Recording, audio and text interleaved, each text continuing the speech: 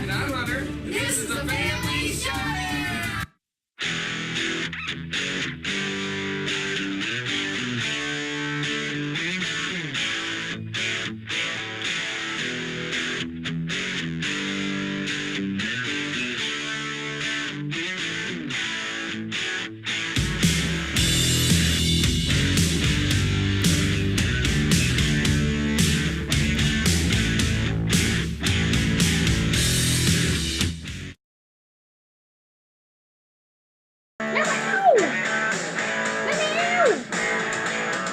Still rocking. There it goes. Hello, internets. It is so awesome to see you again. Well, you see us. We can't really see you. We'll pretend. Hi. So good to see your lovely names in the chat and know you're there across vast distances. Something like that. All to gab about some silly thing we call board games that we just love. Board games are the bestest. They are the bestest. They're so crazy awesome that we decided to make some crazy wacky list about them. A specific kind, too. What's our list tonight, dear? Our list is... You gotta find it. Tile placement. He has cue cards on his shirt now. I just, when we have to decide a top 10, I just go... That would be so awesome. We should just start doing random reviews that way. That'd be amazing. Okay. Amazing. I'm going to preface this evening. The typhoid Mary has given me her plague. And so now I am the sick one. So I apologize in advance for coughs, sniffles, sneezes, and other assorted things. Ew! Ew! Yeah, that's encouraging. Deleted. I don't have my list. I just have to go from memory. This from the person that can't remember. Are we on number 10 or number 7? Okay, so we are doing top 10 tile placement games. For those of you at home that don't know what a tile placement game is, this is a game where you somehow acquire a tile. Sometimes it's a draw, sometimes it's a purchase, sometimes it's a auction. So we're not talking about home improvement. No. Okay. And you take that tile and you put it somewhere. Okay. You either put it on a player board, you put it in a tableau, you put it out on the main board for everyone plays on the same area, all sorts of different ways to place the tile. For my personal list, I excluded games where you don't really have any control on where you place that tile. So you're out of control? So, for example, games where you're exploring and all you're doing is flipping a tile over. Or you explore an area and you draw a random tile and you put it there. Because really you don't have any control over what's going on. You're basically creating the board. It's already randomized and decided for you, basically. There's no control. So I personally eliminated those, although you can consider those tile placement as well. Yes. Technically, as according to the almighty BGG.boardgamegeek.com, whatever the website is. You all know what it is. Tile placement includes all of those, and just independently, I did the same thing. I was like, if it's already on there and all you're doing is flipping it over, you don't really have control over placing the actual tiles or whatever, then I also did not include them. Correct, yeah. So, I'm curious if we have some overlap.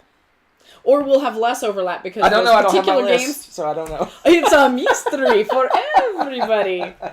So apparently I'm the only one that knows what's going on. This is exciting. I'm just going to randomly pick games. I'll probably do better on my list if I did that, right? You taking notes from like Z or something? Yeah, just top 100? Just right as you go. That's a good idea. I'll put that as my 3. I suspect we'll have very different lists. I'm very curious about this. Because I know about 6, I could guess probably 6 games that's on your list that I know is not on my list. But we'll see. We'll see. I'm not sure. I don't know what my list is, so we'll see what happens. Yeah, you can't make any guesses. I remember my 10. I saw somebody called you Typhoid Larry, and I think that's highly appropriate. I am. Typhoid Larry. I am plague written right now. Although I'm on the... You're still not fully recovered.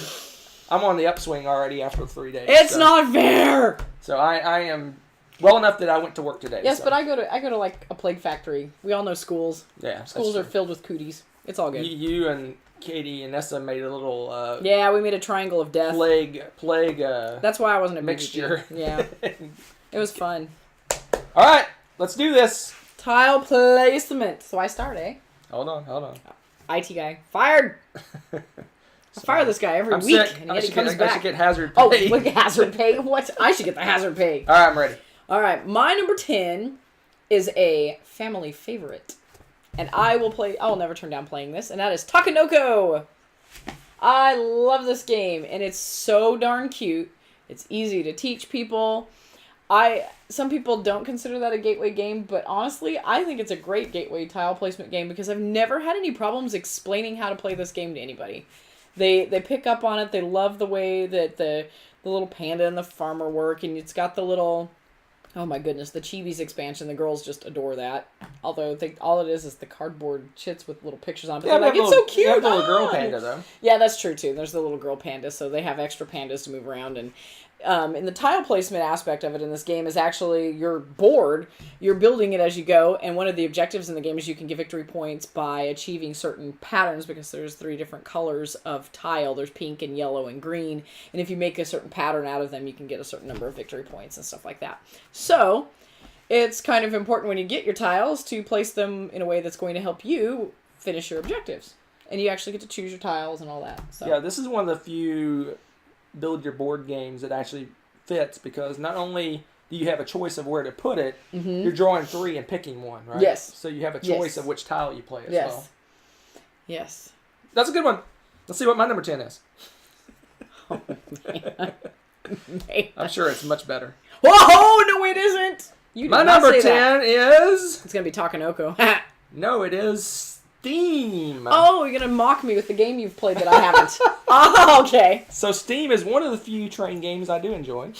So in Steam you draft tiles and you have little railroad tracks and you choose where you put those and also you choose how to orient them as well. So you're basically building out railways for different cities, trying to connect cities in order to pick up delivered goods.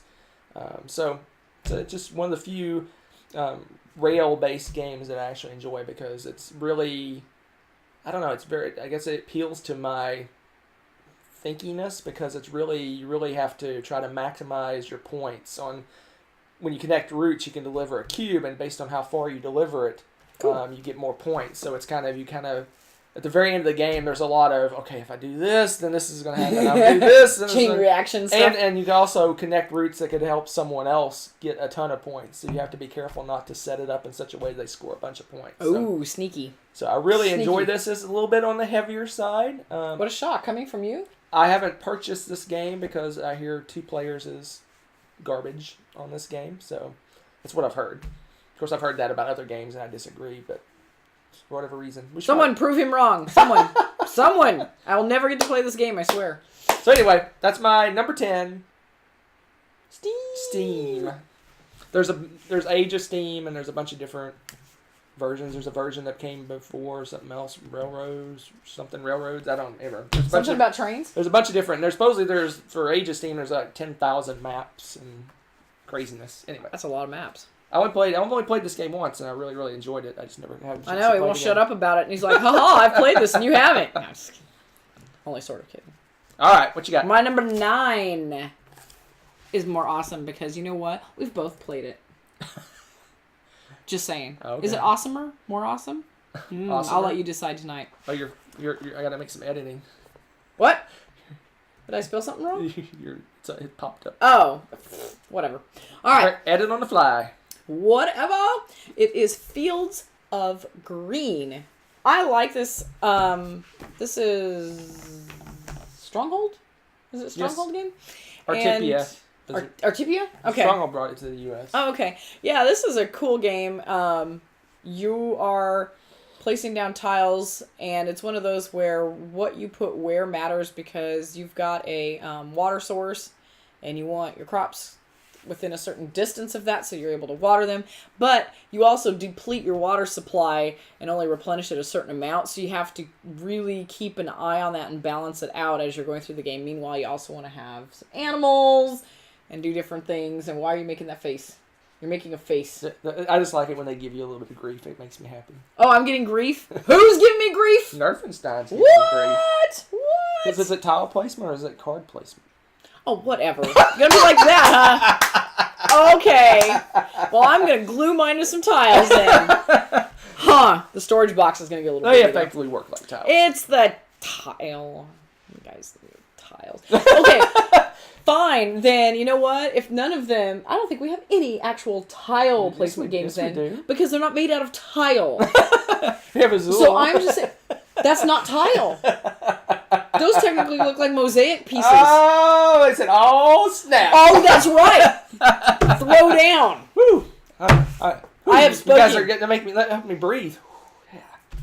Anyway, continue, dear. Uh-huh. Okay. Because I suspect you have other tile placement games. On our list.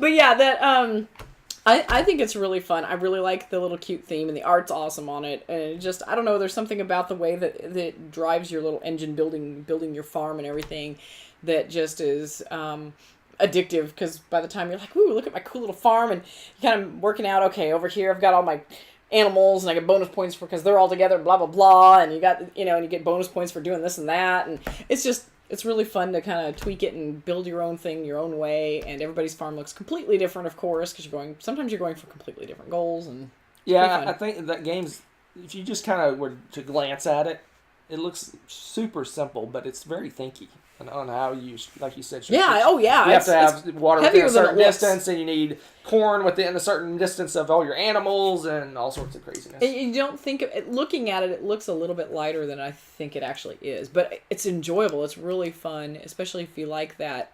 I'm going to build this up so it just starts generating more and more, and it's really, really fun. Yep.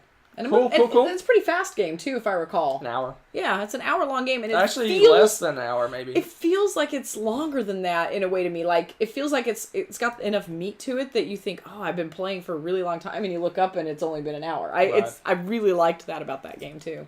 Someone asked if I played an 18XX game, and I have not ever had the opportunity. I would love to do it, but I don't want to learn the rules, so someone will have to teach it to me.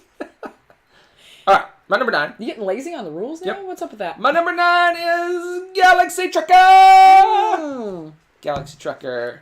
Hilarious. You build a ship, and then hilarity ensues. Or sadness. No, it's hilarious. I don't care. My ship blows up. I don't care. Tragic comedy. Yes. It's every once in a while you have that miracle where you get in and like one little piece got knocked off, and you're like, yes, but that never happens. Usually it's like shears off a quarter of, if you're lucky, only a quarter of your ship, and you're like, I like limped in alive. Barely. I get 1 point because one dude's alive. Yeah, it's a train wreck. I remember one time you had like one engine and like a gun. That's all you made it in with. Don't mock me. I made it in. Anyway, so I did survive. So what we're talking about, Galaxy Trucker, is the first half of the game you're grabbing tiles with one hand, grabbing tiles. Oh yeah, and putting them on your ship. You're basically building your ship out, and you got a certain amount of time to do that. It's upside down. It is. Okay. How about now? So you have a certain amount of time to build out your ship, and it's like once your ship's built, then you travel through a bunch of random obstacles. It could be meteors, it could be space pirates attacking you, it could be all sorts of different things that could damage your ship. And as things get damaged, pieces break off, and things don't work as well, and your guns blow up, and your shields, and then your whole ship dies, and you cry. And it's got green Tic Tacs. Green Tic Tacs. I don't recommend you eat them, though. And it's got cute little aliens. This game is hilarious. And the thing that kills me the most in this is the timer. The stupid timer, man. Before you know it. Oh, yeah. Everything's over. You're sitting here, you're just casually building your ship. You're like, oh, this is not bad. Almost 10 seconds! And you look over there, there's like a little bit of sand left. You're just like throwing stuff on your ship. Oh, it's a mess. It's a wonderful, glorious mess. And next thing you know, then you've built your ship so horribly in those last 10 seconds that everything falls off and stuff. Yes, it did. It was very loud, too. I apologize for All right, it's my number 9. We talked enough about number 9. Yes, this is number 9. We got to get up the list before we get excited, right? Whatever. We're just getting started. All right, what's your 8? Top placement. My number 8 is a glorious feast for Odin. A feast for Odin. I said. A Feast for Odin. It did. I know I added glorious. Because it is. It is pretty glorious. Because it's tiles of different assorted shapes and colors. About 50 billion varieties. Odin is a not too persnickety in his eating habits, apparently, and he likes a lot of things. However, he is persnickety about how they lay out, so certain ones can't touch each other, and certain colors can't touch each other, and you can get bonuses for covering things up, and there's entire landscapes of things that you can cover, and some people manage to get those extra... Oh my gosh, I still don't know how you do that. I apparently stink at playing this game, but I love it. I love it. It's very much a thoughtful, puzzly kind of game, and as you're getting these different tiles with different foods and clothing and jewels and things, right? You know, you've got to try to Tetris them in such a way, but it's not just a straight game of Tetris. You're not trying to just make the pieces fit together. You want to cover certain pieces up, leave some uncovered because they give you things. Certain pieces, I wasn't joking, certain pieces can't touch other pieces. And right. Then, of course, each round you have the feast, and that's where he's also very persnickety about his eating, because you can only have certain ones, and that is vegetables, you can't touch vegetables, and meats can't touch meat. Now, who is that picky? Because usually people are like, my vegetables and my meat can't touch, but no, not Odin. Odin's got issues, but he made a very fun game, so we'll let it slide. Yeah, it's Patchwork, the heavy Euro game. Yes, it is indeed. Oh, Dean's on. What are you buying, Dean? You got it? I got it. All right. And hopefully you do too. Play that game. It's fun. It's pretty fun. The tiles are very funky shaped in that one, though. Yes. A lot of placement. What is my 8? What are we on? Oh my gosh, it's literally on the screen. Literally. My 8 is Castles of Mad King Ludwig. What an excellent choice, sir. We'll talk about this much more later, so I won't go into too much detail. I suspect this might be number 1, but I'm not spoiling anything. Castle of Mad King Ludwig, you're drafting tiles, you put the tiles, you build a castle, and it has the same, you don't want certain rooms next to other rooms, and a loud room can't go to next to a sleeping room, and you're building out this weird castle with dungeons and all sorts of craziness, and more on it later. Huh. Apparently more on this later. I like the auction system, that's probably my favorite part. It's got the... oh my gosh, you are evil in the auction system. Yeah, the auction system, basically you have a set of tiles. You set the prices for those tiles. Then everyone else buys before you, and you get last pick. But if they do buy a tile, you get the money. So you have to try to decide, okay, if I really want this tile, I need to make it so expensive that no one will buy it, but then I got to pay a ton of money to get it. Or I kind of make it a little bit less expensive and hope that no one gets it. And then if I know one that she really wants, then you put it up like all the way to the top and make her pay crazy money for it. Or what I do is, after I've seen him agonize over the prices, I buy a staircase for $2,000 so he doesn't get any money, and I foil all of his plans. Charterstone. I didn't think that was out yet. Well, apparently Dean's got it. Or I thought it was coming out the 16th or something like that. Maybe they're like Madness. He's got a store like Madness that sometimes forgets the... Yeah, it's true. They just throw whatever's on the release shelf. dates. They don't care about release We got stock. dates. All right, what's your number 7? An awesome game. I'm sure it is. Agricola. All creatures, big and small. I got the title right for once, I think. I always make it sound like the book instead of the game. But this game is a great go-to two-player game that has a surprising amount of depth to it. They made it Agricola light, but the turns or rounds, I guess you'd say, are really super tight. So you're trying to get so much accomplished, but you really have to plan ahead because, of course, it's designed as a two-player game, so the worker placement action in that is also very tight, so you end up running out of things. But the tiles are great. They've got all sorts of different expansions for this that really trick up the game of all these different rooms, or buildings, I guess, and they all have some different little abilities you can tweak. And why are you snorting? What happened now? What are you doing? What are you Don't snorting? mind me, just go. I'm so scared. Anyway... So yeah, I really like the variety that the expansions brought to this. I mean, it's a fun game as a base model, but there's just something extra neat about the extra tiles that they have in the expansions for this, which are kind of hard to hunt down, but yeah, it's unfortunately it's out of print. Yeah. I don't know why they haven't reprinted it because they, as far as I know, they're still printing Harbor, which is really? I think it's called Harbor. That's the two-player version of Le Havre. Oh, wow. And really? now they have Ooh. Cave versus Cave, the 2-player version of Caverna. I don't know why they don't print this one. I know, because it seems like it's pretty universally loved. I wonder if Z-Man lost the license or something. I don't know. Anyway. But anyway, if you get a chance to track it down or whatever, it's really fun to play. If you see it at a con or somewhere, I would say give it a shot. I think you'd really like it if you haven't played it. It goes pretty quickly, so if you don't like it, you only suffered an hour max of your time. But no, it's really fun, and it focuses on you're not worrying about feeding your people and stuff. It's just aspects of building up your animals, your critters, and your farming. And so it's like it took all the super fun parts out, and you're duking it out, trying to make as much as you can before basically the time runs out, because it sure seems to go very quickly. Those rounds go so quickly. All right. Good. Excellent. I think they said that the Havre is inland port. That sounds right. Inland port. Okay. Sounds like to me. Okay. Anyway, 7. Excellent. 7. My number 7 is Keyflower. Keyflower. Not made out of tiles. Keyflower. It's tiles. It's not made out of tile. It's cardboard tiles. Lame. So Keyflower, you are basically bidding on various tiles, and if you win the bid on those tile, you get to put it in your little city, and you build out this little town-like area place that you get resources, buildings that give you resources, and all sorts of cool stuff. Yep. But I think that the auctioning system is interesting in this game. Is that when you bid, you place your meeple on whichever side. You basically orient the tiles based on the players, so you have one side that's always your side. So you bid on that tile, and the first person that bids on that tile, you have different colors of meeples. Once you bid on that tile, it sets the color for that tile, so now everyone else has to bid in that same color, but they have to outbid you. So if I put 1 yellow meeple, then you can bid 2 yellow meeples and outbid me, and then I get my meeple back to bid on something else, or I could bid 3 yellow meeples. So I like that. That's interesting because the meeples are hidden. You don't know what everyone else has in terms of meeples, so you gotta kind of judge, like, oh, I don't think she has very many yellows. So then you can start bidding with your yellows on the tiles to try to so that she can't outbid you. So it's got a little bit of a memory aspect to it. But anyway, Keyflower. Yep. I want to have another play of this one. It just didn't quite make my top 10 because I want to play it and feel like I get it better, because the rule book for this was a mess. I actually had to go online and kind of, I think I did watch Rodney. Yeah, you did. Watch it play. Yeah, you actually had me watch it too, so it could help. The rule book didn't. I couldn't, for whatever reason, I couldn't follow it.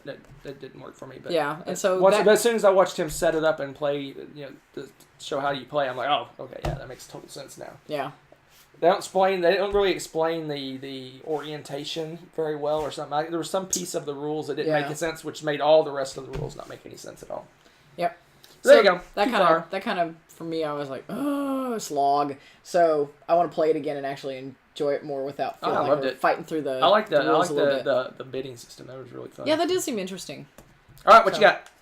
My number 6 is the differently themed, slightly lighter version of Fields of Green, and that is Among the Stars. They're cards. They're not cards. They're tiles. Tiles. If your stuff's tiles, then mine are definitely tiles. I'm just saying. Mine stores better too. So, no, this is a really great game. I really, really love it. I love the space theme. I love the fact that you're laying these out and you're building your space station.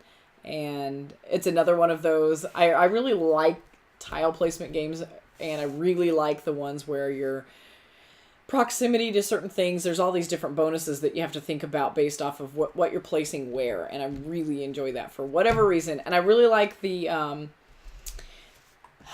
think they call them batteries in this one, because you get a certain amount. I thought they were there were power reactors or something like that.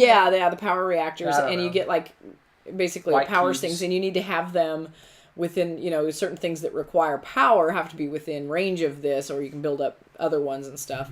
And I don't know what it is about this game. I just love playing this game. It seems to flow really smoothly, and I think the artwork's pretty cool, and it's a lot of fun. And when you're done, you have this crazy massive thing built that, again, has a nice big powerful engine that you're building up all these wonderful victory points.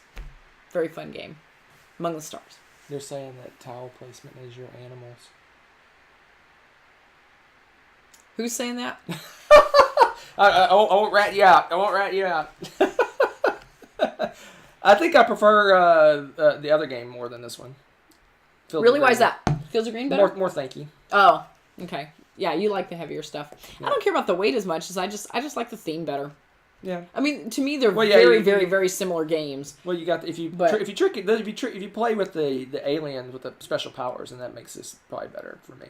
I saw that, Tommy. I think the base game's better of Fields of Green. Though. Yeah. All right, my number 6. Let's see what it is. Oh, we already talked about it. Did we? Yep. It is A Feast for Odin. Our first crossover. So to expand on what she said about the Patchwork, the heavy Euro game. When we first time we played it, basically the way the game works is you have a base board that you start with, and you're trying to fill that up.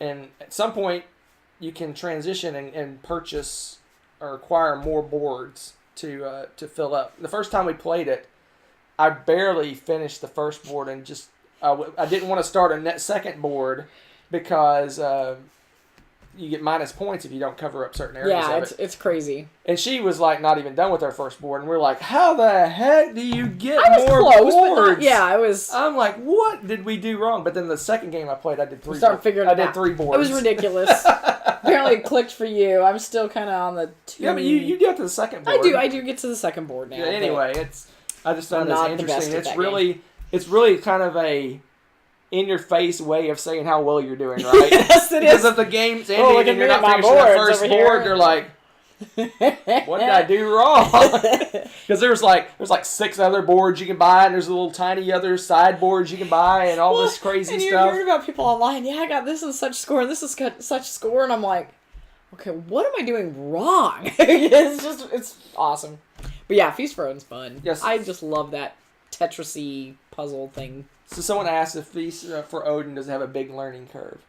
I think it can. If you played other worker placement games, I think you'll be okay. If you walk into this as your first worker placement game, you're going to be completely and totally overwhelmed. Yeah. If you played Caverna, what's some other ones? You probably want to play some medium weight worker placement or puzzle games before doing this one, because I think this one, with the combination of the two, it's so much to think about. And because there's a lot of choices for your worker placement, and then there's a lot of choices for your actual tile placement. Right. Once you acquire the tiles, then you have to figure out where you're going to put them. Yeah. The thing about it is, if you're AP prone at all, this game will bog you down, because I think there's literally like 60 different places you can put your workers. I think at 2-player, if you play 2-player, you block one of the columns. There's like 4 columns that you can do. You block a column. I think the column shifts which one you block.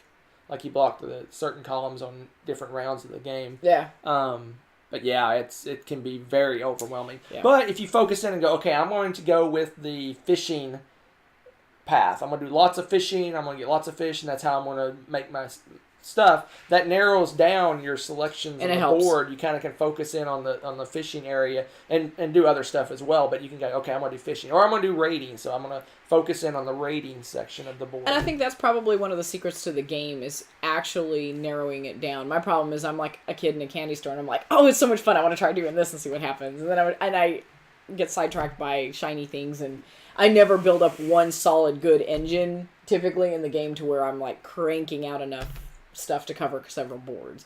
But if you really focus on something and tighten up a really good engine builder for food and stuff, wow, you can really build a lot. So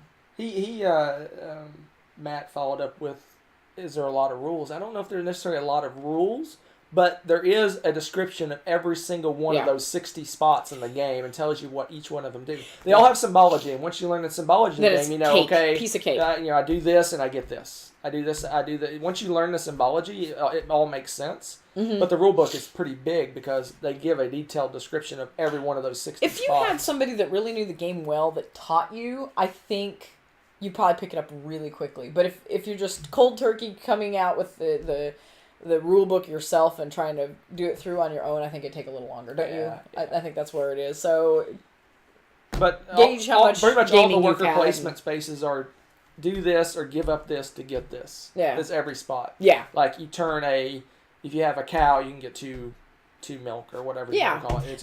It's if you have a sheep, you get 3 wool or whatever. It's not that it's complicated. It's just there's a lot of choices. Yeah. They're basic choices, and they all follow the same pattern, but there's just so many varieties of it. So it's a pretty heavy game. It is pretty heavy, but it's also, I mean, it's pretty rewarding too. All right, what you got?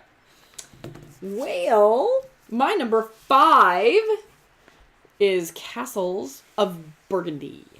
You knew I was going to throw Feld in there somewhere, right? Because why not? Huh. I have a feeling we have more about this later. I don't know what you're talking about. Oh my goodness, you're so innocent. So, yeah. I don't even like this game. Yeah, whatever. And I won't go into it in too much detail because I'm sure we'll let the expert talk about it who's like crazy about it. But I'm moderately crazy about this game too. And your tile placement is you're building up your kingdom.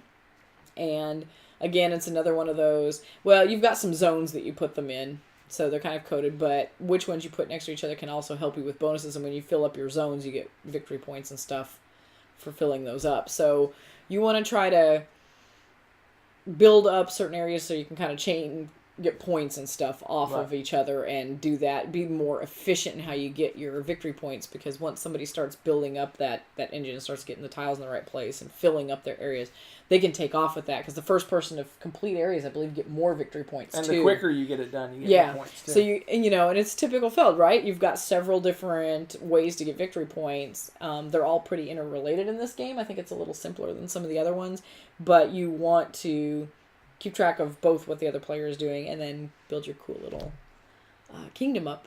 So, and Hunter likes to raise chickens. Yeah. Well, you get we'll talk about it later, maybe. Mm-hmm. See, maybe. All right, onward. What's your number 5? I don't know. It may be Castles of Burgundy. I don't know. We'll see. That would be awesome. My number 5 is. Is it really? But I put the Castles of Burgundy. Whatever. Oh my god. So more on Castles of Burgundy. So you mean the Castles of Burgundy. Okay, it does say the Castles. It's right there on the screen. So Castles of Burgundy. Yes, I like this game. Like she said, I like the fact that there's, for a, in my opinion, somewhat simple, one of the simpler Felds. It has a lot of different ways you can go about it. One of my favorite things that she always jokes about every time she talks about the game is there's animals, there's sections, there's like little fields or something that you can put animals in. Yeah. And you can put any animals you want there, but if you put multiple of the same kind, ones. It grows. So like I say, if I put a tile with 2 chickens, I'll get 2 points. Then later on, if I put a tile with 3 chickens, now I get 5 points. So Hunter ends up like crazy chicken man. Then you put another tile with chickens and you get 10 points. And you get you chain off of that. It grows each time. But you can put a bunch of different animals in the area. Yep. But, so it's like once I put a tile down, like I put some sheep down, she's like, I gotta get all the sheep over here. You'll put all the sheep. I start sniping his animals after that because I know what give away my secrets on how I win. I know. Now you know. Ha ha ha. But yeah, I like the race aspect of it. The first one to finish different regions gets points. As the rounds go by, you get less and less points for doing that. So the quicker you get those done, the more points you get. And there's races to get the first one to get each individual type as well. Mm-hmm. Not just the first region, but get the first pasture or the first water area or whatever first done first as well. So I really like that game. It just seems to play really smoothly too. It's just, I don't know. It's just satisfying to go through and be like, okay, what are my choices? It's one of those games again where you get a lot of good choices, and it's not that you have, I got stuck with this, I'll take this, and move on and limp through my turns. No, it's pretty good. So keeps you moving. They're making chicken jokes. Oh geez. Oh geez. Anyway, Castles of Burgundy, good one, good choice. Onward to your 4. I like how you're like, good choice to yourself. Good job. Well, no, for us. Because we both selected. Oh, it was a team good choice. Yes. Interesting. Okay. My number 4 is probably not on Hunter's because I seem to love this way more than he does. Subdivision? Nope. Oh. Alhambra. I love Alhambra. We just have the base game. I think there's like a billion expansions or something, but Yes. I just am so happy with the base game. I love the base game. I would play it all the time if somebody wasn't like kind of meh towards it. I just don't like the 2-player version. The 2-player variant's kind of yeah. I'm not a fan of ghost players. Yeah, well, I'm not either, but I love that dang game. I will suffer the ghost player in that game just to play it, just because we don't get to play it very often. And I love it. We still haven't done. We always talked about. We still haven't done our tricked up ghost player. That's true. We haven't. See, need to do that. Yeah. Anyway. But yeah, so what you do, you're building this awesome palace with extra rooms and things in it, and you've got 4 different colored currencies. And that's where the tiles are placed. So depending on... And the tiles are randomly drawn, so you never know what kind of tile is going to be where. And the different collections... You're kind of doing set collection, too, because if you get the most of the purple rooms or whatever, you get a bonus per round for that. The majority... Depending on how many players, you get a first and second place or whatever. You also get bonuses for a wall. There's a wall piece along a lot of the different tiles of different varieties, and if you can make a continuous wall without blocking yourself out, you can get a lot of extra victory points for that. It's really fun. I really enjoy the fact that it's got 4 different types of currency, so you're taking cards. It's almost like Ticket to Ride style. You can decide if you want to take a card or just pay and get a tile. If you pay an exact change, you get to go again. You get a second turn. So, of course, there's that struggle. Do I wait and try to save up and get exact change? I really want that tile, though, and I think somebody is going to steal it from me, so should I just overpay and get it just to have it? There's the push and pull of that game. So, it's really fun. It seems to be pretty smooth. Pretty quick game, too. Goes pretty quickly. Yeah, and more on the ghost player that I complained about. The way it works is, in a 2-player game, you just draw a certain number of tiles randomly out of the bag, and that's how much the ghost player gets each turn. Yeah. We always say every time we play, and I guess we always forget, is that when the ghost... We were thinking about the way to do the ghost player is after every one of our turns, we flip over 1 tile. So you have more time to react to what he's doing. Because you'd be like, I'm going for the blue rooms or whatever, and I've got a 4-tile lead on her and the ghost player. I'm all set. And then you flip over 5 tiles for the ghost player, and you're like, oh, I'm toast, right?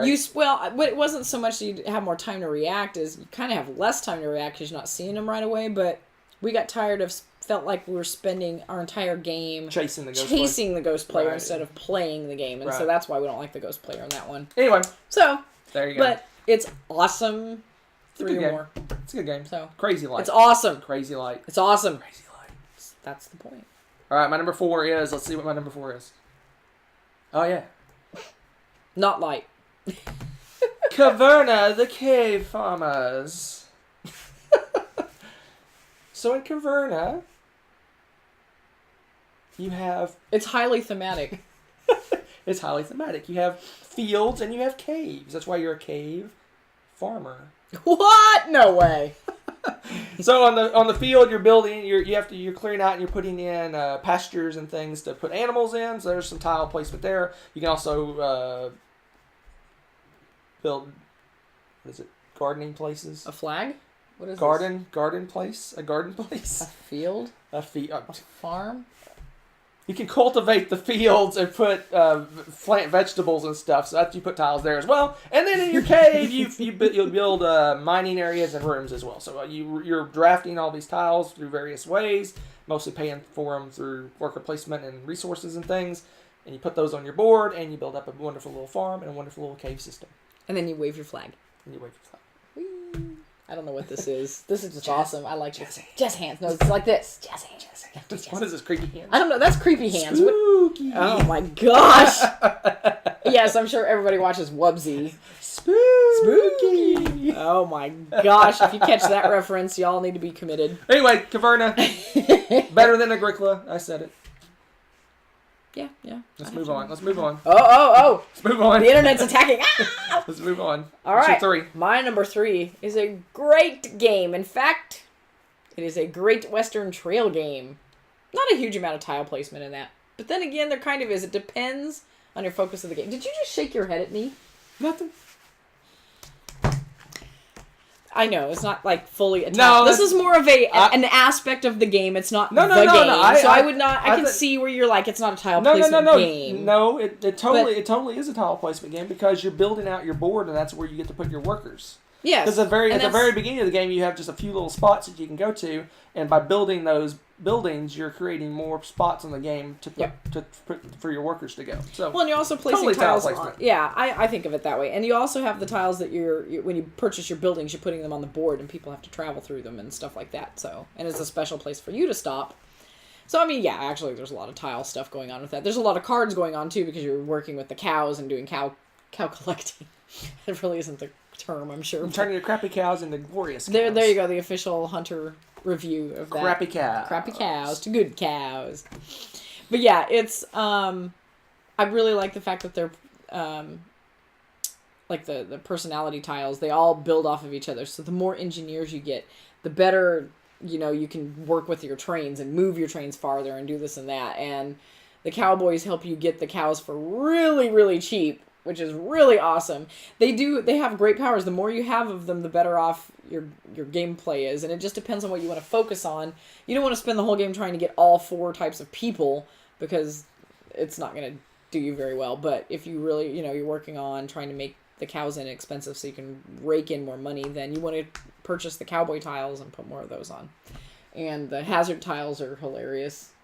Yeah, I mean, it has different levels of tile placement. I think the hazard tiles, you get a choice on where you put those to a certain extent. But as far as the cowboys and the other ones, they're really no place to. You only have one place to put those. You don't really have a choice. I don't know.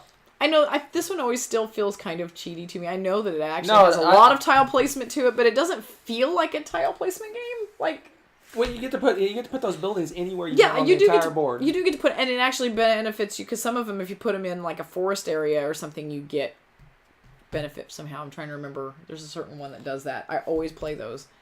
But yeah, I mean, I know you get choices and things like that.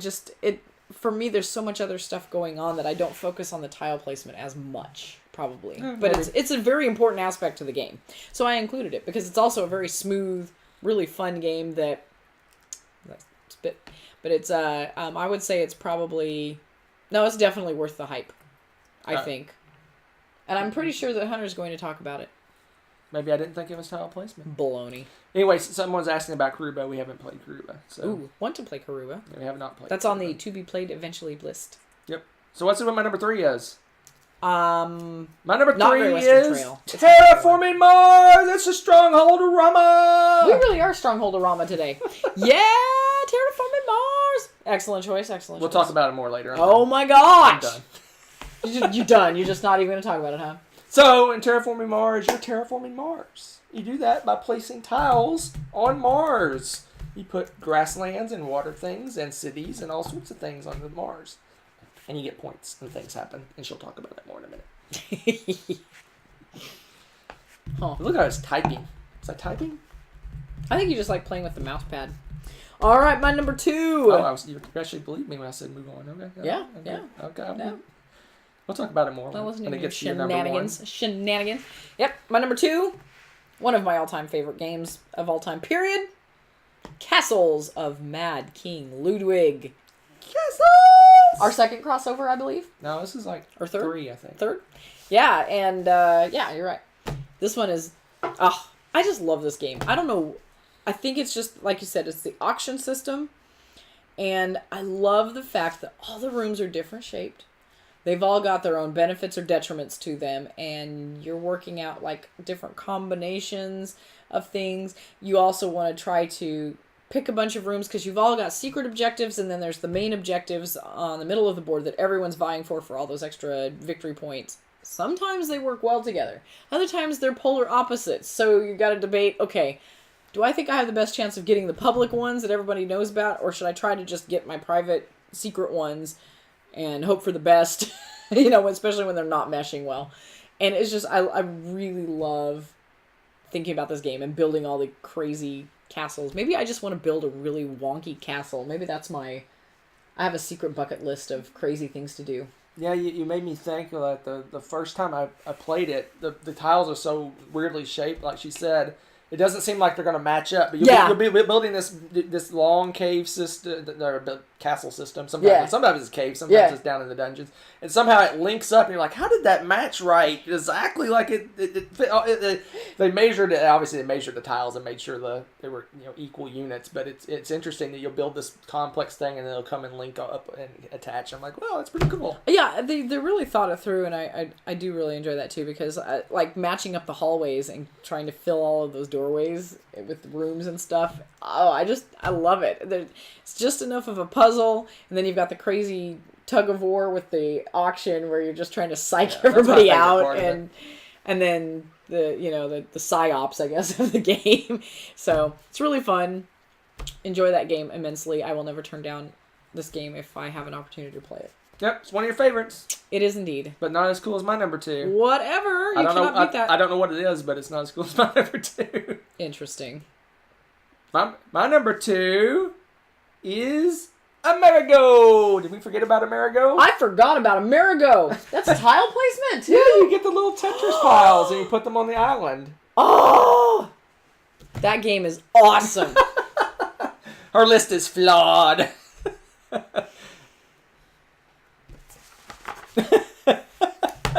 Gosh darn it. So in Amerigo, you're going around with a little ship. You're traveling around different islands, and on those islands, you're basically building out the islands. You basically can pay for. I think you purchase. I think you actually purchase the tile pieces, and then you have them in your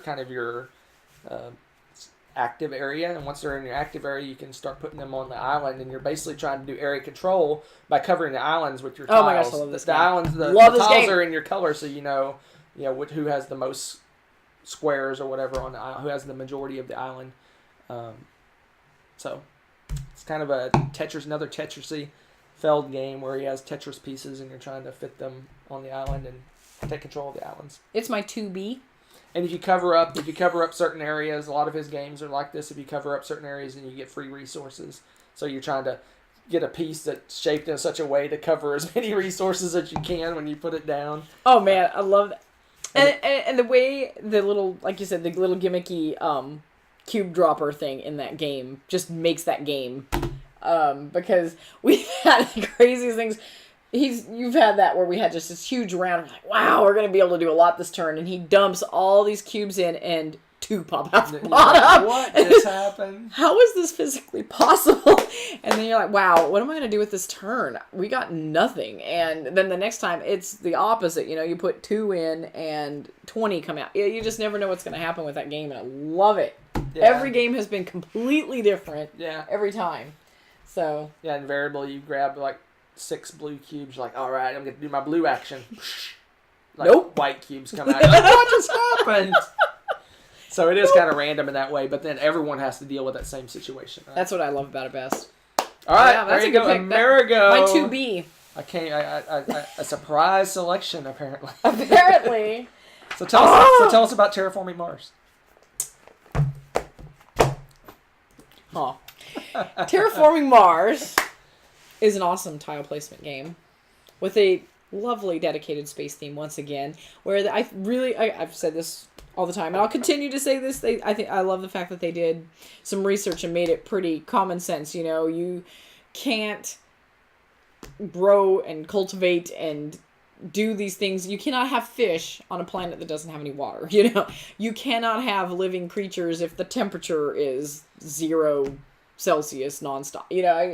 They put some limits on it. Well, once we have a certain amount of oxygen, then you can build this, or you can have these creatures on the planet now, and this and that. And I just love that. I love the I don't love the fact that the player mats are not 3-dimensional, but I do love the way that the engine of your player mat works. This is one of those games where I really, really recommend you get the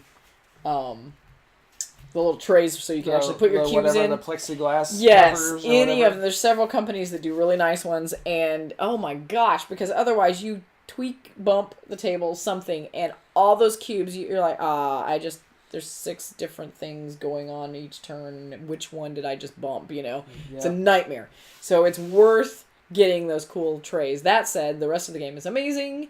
I love how unique all of the cards are. It seems like Well, we've played it enough now. I know we've seen all the cards, but every once in a while... Well, you didn't see the comment until the last time we played. Yeah, that's true. It just seems like, that we don't, at least two-player, we don't get through all of the cards all the time. And so it seems like we play it just infrequently enough that it seems like there's always a card that surprises me. Oh, I forgot we had this. I didn't know we had this. And... I don't know. I think we really focus in on the terraforming piece, so our game ends earlier than most. I've seen, because our board is, even with 2 players, it's not even half full, and I've seen people go crazy, fill the whole board true. up. So that's true. We seem to always. We focus. I try almost every round to do at least one terraforming thing, whereas you could really focus in on the achievements and doing other things. Oh, that's what I did last game, actually. I went nuts on that and stuff. I did. It works. I'm going to do that tactic again. But what's neat, too, is you start out as whatever company you get, and each one has a unique starting resources and stuff. So you kind of are leaning towards maybe a different gameplay type already when you start the game, and then whatever cards you're dealt at first, you really should try to make your company and whatever cards all work together so you can build your engine up more efficiently. Unless you're like me and sometimes you're like, ooh, I really want to try this and just see if it'll work. So sometimes my goal is not winning, is just trying stuff out. And I'm still wanting to win, but I just want to try things out and experiment. I really let it. my starting corporation guide me a lot. I do probably too. more than I probably should. I don't know that that's the case. Because last time I was doing the one that was good with building the grass. Mm-hmm. And that's all I did was build the grasslands the whole time. That's true. But it worked well for you too. Yeah. I didn't win. Yeah. Alright, my number 1 will come as no surprise to anyone. Sushi Go Party? Is that tile placement? In the beginning. Someone mentioned Scrabble. It is tile placement. The original kind of tile placement. Well, wow, that's pretty. No, everyone knows what it funny. is. It is patchwork. Of course. No one's surprised by this. I already mentioned this was your number 1. Great Western Trail! Yeehaw! Give me those crappy cows! He loves crap cows. Loves that tile placement. No wonder you were like, it's definitely a tile placement game. Because it's his number 1. He doesn't want to get grief. And it's got animals, people. Yeah, you guys are mocking me. It's one of the few tile placement games that has animals. No. There's a lot of tile placement games that have animals. It's true. It's one of the few tile placement games, and I'm sure there's many examples I'm not thinking of, that when you place your tiles, it becomes part of the game board that you actually utilize to play the rest of the game with. A lot of tile placement games, you put the tile down and it does something, but then you're done with it at that point. It's just part of the board at that point. It doesn't have... It's basically you're kind of building, starting from a very basic worker placement game. I guess it's worker placement, really. It's kind of worker placement. And you're building into a more complicated as you go. Yeah. The game gets more and more, not necessarily complicated, but more choices. It grows as the game goes on by building those buildings. So, I love it, too, because you can include that, because it's your personal tiles, no one else can really do anything on. You can get a basic action. Yeah, you get a basic action, but you don't get the cool action. Right. And so now you've got this great strategy. You're like, I want to make sure I land on my tile. Gives me all sorts of cool benefits. I really like the one that lets you do like an extra cow purchase or something, because then you can plan out like, okay, I'm going to spend money here. I'm going here to earn money. I'm going to go over here and spend some more money on cows. And every game is different because the layout's always different. And I love that. I love that about the game. Or you can be a real butthead and put a tile down and you know that people are going to have to pay a tax to go through it. Right. Or go through the hazardous zone. And you're like, oh, I'm so sorry to see that you have to pay me taxes now. Such a rough decision. So, I mean, it's fun. The buildings, I think, are a major part of the game, because if no one built any buildings, you'd have a very basic game that wouldn't be much fun. That I personally like building the buildings because it makes the game more interesting, right? Yep. It is not cow placement.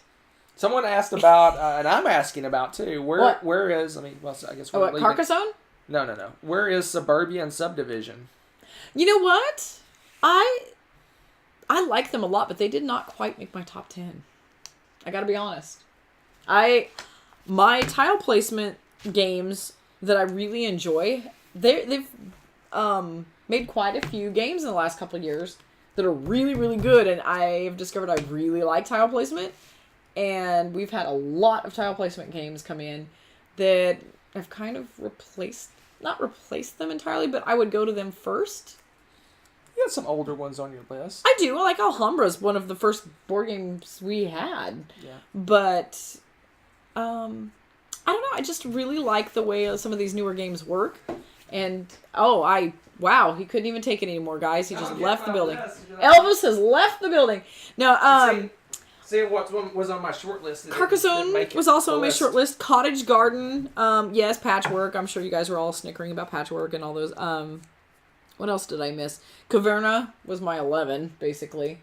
Actually, my Takenoko would probably be my 11 because I had to include Amerigo now. I kind of screwed that part up. But there's everything so I marked many off, tile placements now that everything I really I marked love. off my list was the ones I eliminated because the reason we gave at the very beginning. That's the other one. TI3, Star Trek Fleet Captain, Zaya, and Eclipse all got marked because off. they are tile placement, but you don't have control over that because most of them, they're all preset at the beginning of the game and all you're doing is flipping them over. So it was like, you're not really in control of that. What about lanterns? Ooh! I didn't think about lanterns. That's a great tile placement game, and it's nice, easy to learn, light, fun, colorful. That's a great one. What about... That's a really good one. What other ones did we leave off? Trying to think. I don't think of any others, at least intentionally. But yeah, yeah. Lanterns is a great Carcassonne? one. Yeah, I already mentioned Carcassonne. Carcassonne was good. I need to get more into that with the girls and stuff now, I think. What about Betrayal? I guess that's about the same thing as Desire, right? You don't really have a choice of where to put it. You have a choice of orientation, I guess. Yeah, you get to choose because you're choosing where you're going to explore, and you put the tile there as you're exploring. But you don't know that's just like Zaya, right? The only difference is you get to choose which way it's oriented, right? Yeah. So that's in that gray area too, where I guess it is tile placement, but I just didn't include it because there were just so many good games that are in that genre for me that I guess use that mechanism. It's not really genre, it's the mechanism. But, because I like Betrayal a lot too. What about TI3? Because if you play the full game, the setup, you're actually placing tiles. You're given a stack of tiles and you get to choose where to place them, right? Yeah, but I don't know how many people play. I guess we haven't played that. We played that way last time. Did we? Yeah. Did we? Mm-hmm. I guess I just don't remember that. The reason is because once you're done with that setup, you never place That's right. another You tile. never place another tile. Yeah. Yeah, I guess that could go either direction. That's interesting. It's more of one aspect of the game, though. It's not really a tile placement game, would you say? No. I think it's just part of setup. It's just part of it. So, yeah, you could depend on that. There was another one I saw on the board. Some people... Tsuro. Tsuro's an awesome tile placement. Yep. Love that one. That's Super actually light. a go-to family game. We can take that and teach anybody that game. I love that game. What about Santorini? Those are buildings. That's a building It's listed placement. as a tile placement. Is it really? I didn't see that. The Santorini tile placement? Just because it's 3D, you're effectively placing tiles, right? I don't know. What do you guys think about that one? I'm curious because what do you think about that one? Santorini for me... I don't think it's tile placement. I wouldn't consider it because it's three-dimensional. You're placing buildings. What about Queen Domino and King Domino? Ooh, how did I miss those? Yeah, those are fantastic. They're all about tile placement. Or are they domino placement? No, those are definitely tile placement. They're awesome. And they should be on honorable mention at the very least because they are solid games. Queen Domino was just off my list. Was it? Yep. King Domino a little further down. Some of those games I play so much with the girls, I don't even think about them anymore. I know that sounds counterintuitive, but like that is still one of Nessa's go-to games right now. Holy good goodness. Kids, she came up with if Santorini counts, then would games like Othello and things like that. Well, that's the thing. I mean, yeah, you got to draw the line, right? Because Othello and Chinese checkers and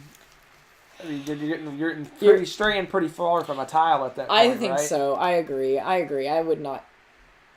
But then again, Checkers, none of these games were made out of tile. Checkers, chess. I want to make a giant tile placement game out of tiles. It's going to weigh a ton, literally. It'll have to be carried by truck. But gosh darn it, we're going to have a tile placement game someday. All right. I think that's it, folks. If you have any last-second questions, we'll answer them. I've been trying to glance over there and catch as many as I can. So if you have any questions, we'll answer them. As of this recording, tomorrow is another top 100. Whoop, whoop. We're getting down to the wire, folks. This is the good stuff, too. I think we're doing 30 to 21. Yeah, I was going to say. That or it's your... I think it's 30 to 21. I don't know. Someone will correct me. They Yeah. know better than I do. The Duke. Jobby, you are correct. Duke, the Duke is an awesome game. I love that. That's one of my favorite abstracts, period. Oh, you moved all the games around again. I'm so confused. I keep looking to where it used to be. Love the Duke.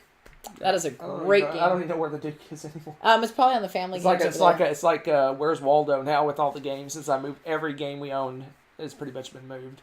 Except for these. These are about the only ones that didn't move. Because that's the row of glory. Yeah. The Duke's a good one. Oh, Tommy paid Hunter a compliment. I don't believe it. It's not Tommy. Who hacked Tommy's account? Have we done top 10 abstracts? I don't know if we have 10 abstracts. Did we have 10 abstracts? Oh, yeah. There may only be 10, though. But I've played way more than that, so I could probably build a good abstract that may list. not be a bad one to do, because we're about ready to play Azul. So that might be a good one to do. I don't know if we have 10, though. I don't know do we have 10? I don't know if we own 10. I'll have to look and think about that. Depends on how far you stretch abstract, right? Well, I mean, Santorini. Yeah, I don't know if we have. If we have 10, it's pretty close to 10. Yeah, I was going to say, we're we're 100% probably... crossover. If we yeah, maybe we can do a top 5-er. That would be a good one for a 5 on the spot. So who asked that question? Marty, bring that up on the next time we do a live, and we'll do that as a 5 on the spot. After we play Azul. Because I have a feeling it's going to be at least on one person's list. I think it will be... Oh, yeah, you've read the rules. I read the rules. I'm guessing it'd be a top 3 for me, probably, of abstracts. Wow. Yeah. Okay. That bodes well. It looks that very bodes fun. well. It's very puzzly. Yeah. In the way I like puzzles. I like how you have to specify this. Not those evil puzzles, but the fun puzzles. I'm getting Hunter Exit for Christmas. No, just kidding. I'm totally not doing sledgehammer. that. I was gonna say only if it's for target practice. All right, exit us. We must go. It has been an hour. So long. Farewell. Auf Wiedersehen. Good night. I'm just kidding. That's That's not what I got. We love you guys. It was awesome to hang out with you. Look forward to Hunter's top 100 list coming up, and we're looking forward to finishing that off. We haven't filmed the last one yet, so I have a pretty good idea, but I don't know where his top 10 is going to lie, so it's exciting, so keep tuned for that. And we'll bring more shenanigans again next week, hopefully on Tuesday. Oh, did you tell the people at home you're going to be at Dice Tower Con? Yeah, you did last time. Last time or the time before. You're going to be at Dice Tower Con? Yep, I am going to Dice Tower Con. I will be bringing one or both of the girls with me. I am excited about that. Hunter can't get the time off, though. I'm not excited about that part. But crazy girls are going to be loose. Yep. And we'll probably do a Q&A later in the week. This week? Sometime. Yeah, sure. Maybe Saturday night? Maybe. See, now you're getting crazy. Maybe. Gold stars for everybody! You guys have a lovely, lovely time. We look forward to seeing you again soon. Bye. Bye.